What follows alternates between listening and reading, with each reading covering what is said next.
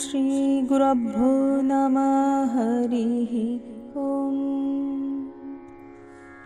বসুদেবসুতং দেবং কংসচাণূরমর্দনম দেবকী পরমানন্দং কৃষ্ণং বন্দে জগদ্গুরুম।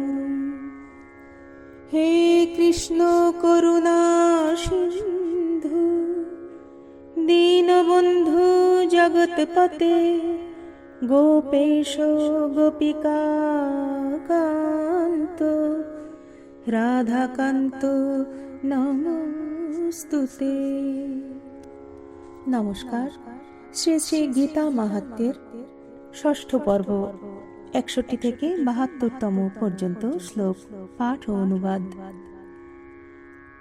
শ্রী শ্রী গীতা মাহাত্ম্য। ওম নমো ভগবতে বাসুদেবায়। শ্রীকৃষ্ণ ভগবানুবাচ।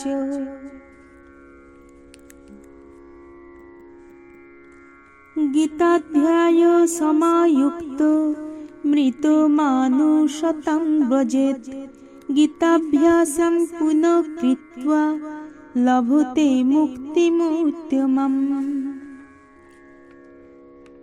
গীতেত্যুচ্চার সংযুক্ত ম্রিয়মাণো গতিং লভেত যদ যৎ কর্ম চ সর্বত্র গীতাপাঠ প্রকীর্তিমৎ তত্তৎ কর্ম চ নির্দোষম ভূত্বা পূর্ণত্বমাপ্নুয়াৎ।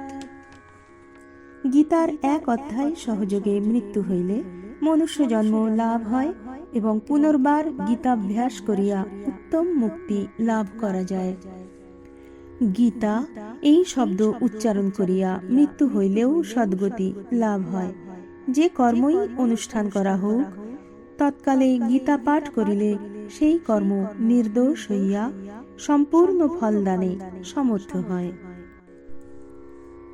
পিতনুদ্দেশ্য শ্রদ্ধে গীতা পাঠং করোতি সন্তুষ্টা পিতরস্তস্য নিরয়দয়ন্তি স্বর্গতিম। গীতা পাঠেন সন্তুষ্টা পিতরো শ্রাদ্ধতর্পিতাঃ পিতৃলোকং প্রয়ান্ত্যেব পুত্রার্ষীবাদ তৎপরাঃ। যিনি পিতৃলোকের উদ্দেশ্যে শ্রাদ্ধে গীতা পাঠ করেন, তাহার পিতৃগণ নরকস্থ থাকিলেও সন্তুষ্ট হইয়া স্বর্গে গমন করেন। গীতা পাঠে সন্তুষ্ট পিতৃগণ শ্রাদ্ধে তৃপ্তি লাভ করিয়া পিতৃলোকে গমন করেন এবং পুত্রকে আশীর্বাদ করিয়া থাকেন। গীতা পুস্তক দানঞ্চ ধেনুপুচ্ছ সমন্বিতম কৃত্বা চ তদ্দিনে সম্যক কৃতার্থো জায়তে জনঃ। পুস্তকং হেম সংযুক্তম গীতায়া প্রকরোতি যঃ দত্ত্বা বিপ্রায় বিদুষে জায়তে ন পুনর্ভবম।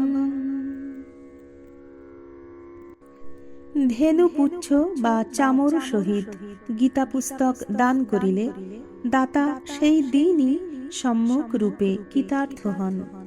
যিনি সুবর্ণ সংযুক্ত করিয়া গীতা পুস্তক বিদ্বান বিপ্রকে দান করেন, তাহার আর পুনর্জন্ম হয় না।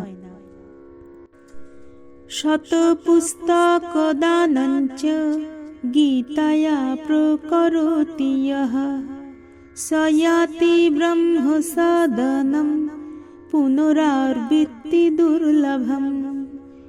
গীতা দান প্রভাবেন সপ্তকল্পমিতা সমঃ বিষ্ণুলোকমবাপ্যন্তে বিষ্ণুনা সহ মোদতে।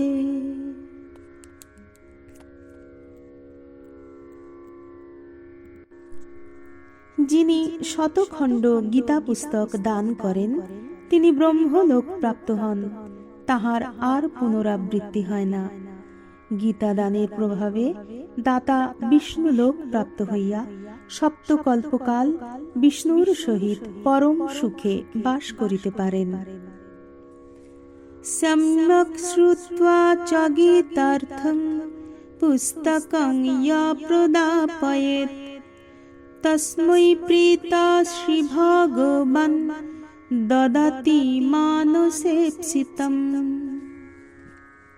দেহং মনুষমাশ্রিত্বা চতুর্বর্ণেষু ভারত ন শৃণোতি ন পঠোতি গীতামৃতরূপিণীম